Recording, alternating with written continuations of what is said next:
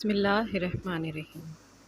جماعت ہفتم کی اسلامیات سے سبق نمبر 4 اسلام میں عبادت کا تصور کے پہلے لیکچر کے حصہ بے کے ساتھ میں اسلامیات کی ٹیچر حاضر ہوں۔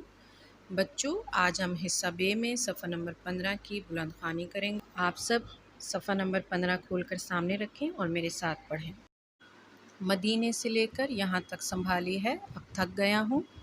حضرت ربی رحمۃ اللہ علیہ نے کہا، اے بھائی، آپ کو غلط فہمی ہوئی ہے، یہ تھیلی میری نہیں، میں تو مدینے گیا ہی نہیں۔ وہ شخص بولا، بھائی، بڑے ہی غیر ذمہ دار آدمی ہو، تم نے مسجد نبوی کے باب جبریل پر یہ تھیلی مجھے امانت دی تھی اور کہا تھا کہ میں تھوڑی دیر میں آ کر لیتا ہوں، اس کے بعد تم نظر ہی نہیں آئے، میں لیے پھرتا رہا۔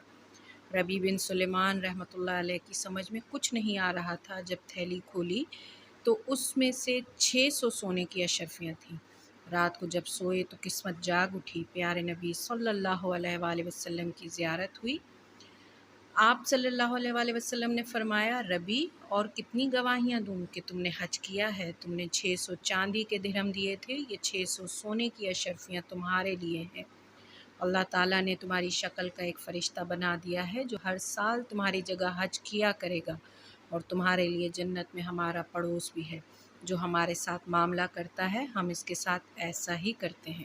بچوں، اپنے پچھلے لیکچر میں آپ کو بتایا تھا کہ حضرت ربی اس بیوہ عورت کی مدد کرنے کے بعد حج کا ارادہ ملتوی کیا انہوں نے اور واپس گھر آ گئے۔ دوسری طرف جب قافلہ لوٹا واپس حج سے تو ان میں سے ایک شخص حضرت ربی کے پاس آیا اور ان سے کہا کہ آپ نے مدینہ میں مجھے اپنی ایک امانت دی تھی اور آپ نے لی نہیں، اور یہ میں آپ کی امانت لوٹانے آیا ہوں۔ جبکہ حضرت ربی بضد تھے کہ وہ مدینے گئے ہی نہیں، لیکن وہ شخص ان کو وہ تھیلی تھما کر واپس چلا گیا۔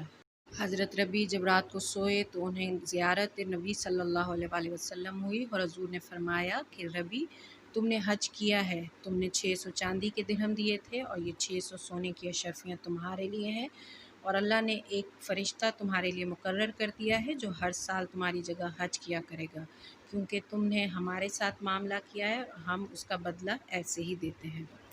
حج ایک عظیم عبادت اور اسلام کا 5واں رکن ہے، لیکن ایک مجبور اور بے کس مسلمان عورت کی مدد کرنے کے لیے حضرت ربی بن سلیمان رحمۃ اللہ علیہ نے حج چھوڑ دیا۔ اس کا ہرگز یہ مطلب نہیں کہ حج کی فضیلت کم ہے یا فرض نہیں، بلکہ اس سے پتہ چلتا ہے کہ حج، نماز، زکوٰۃ اور روزہ ہی صرف عبادت نہیں بلکہ مجبور و محتاج کی مدد کرنا بھی ایک افضل عبادت ہے۔ جیسے حضرت ربی کے لیے عورت کی مدد کرنا عبادت بن گیا۔ کیا ہم نے کبھی یہ سوچا کہ ہمیں کیوں پیدا کیا گیا ہے؟ ہماری زندگی کا مقصد کیا ہے؟ بچوں، حج اسلام کا 5واں رکن ہے، لیکن حضرت ربی نے ایک مجبور اور بے کس عورت کی مدد کرنے کے لیے اپنے فرض کو چھوڑ دیا۔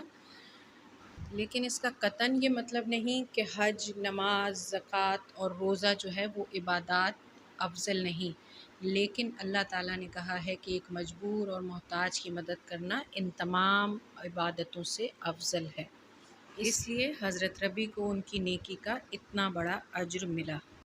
صفحہ نمبر 15 کا آخری پیراگراف ہے۔ قرآن پاک میں اللہ تعالیٰ نے ہمیں پیدا کرنے کا مقصد بیان کیا۔ وَمَا خَلَقْتُ الْجِنَّ وَالْإِنسَ إِلَّا لِيَعْبُدُونَ، سورہ زاریات کی 56 نمبر آیت ہے۔ اور میں نے جنات اور انسانوں کو صرف اسی لیے پیدا کیا کہ وہ میری عبادت کریں۔ پیارے بچوں، ہماری زندگی کا مقصد عبادت کرنا ہے۔ یہ مقصد تھوڑے وقت، دنوں اور مہینوں کے لیے نہیں ہے بلکہ پوری زندگی کے لیے ہے۔ ہم صرف مسجد میں نماز پڑھنے کے دوران ہی مسلمان نہیں ہوتے بلکہ نماز پڑھ لینے کے بعد بازار، اسکول، دکان، گھر یا سڑک پر بھی ہم مسلمان ہی ہوتے ہیں۔ اللہ کی رضا کے لیے کیا گیا مسلمان کا ہر ایک نیک عمل عبادت ہے۔ کوئی مخلوق اپنے مقصد سے نہیں رکتی۔ ہم تو اشرف المخلوقات ہیں، ہم کیسے عبادت سے رک سکتے ہیں؟ پیارے بچوں، عبادت کا مطلب ہے اللہ تعالیٰ کا ہر حکم مانتے ہوئے اپنے سر کو اس کے سامنے جھکا دینا، نہ صرف مسجد یا جائے نماز پر بلکہ اپنی پوری زندگی اللہ کے حکم کے مطابق گزارنا۔ اگر ہم اللہ کے بتائے ہوئے طریقے کے مطابق ہر کام کریں، جیسے کھانا، پینا، بات چیت کرنا، چلنا پھرنا، پڑھنا پڑھانا، گھر والوں کے ساتھ زندگی گزارنا، لوگوں کے ساتھ معاملات کرنا، کاروبار یا نوکری کرنا، الغرض ہمارا ہر کام عبادت بن سکتا ہے۔ بچوں، کائنات میں اللہ تعالیٰ نے جنوں اور انسانوں کو اپنی عبادت کے لیے پیدا کیا ہے، اور اللہ کے بندے اللہ کی رضا اور خوشنودی کے لیے، اس کا قرب حاصل کرنے کے لیے ہر وقت مختلف عبادات میں مصروف رہتے ہیں۔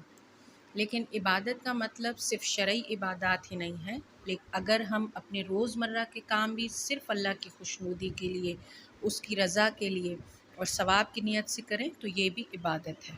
لیکچر نمبر 1 ابھی جاری ہے۔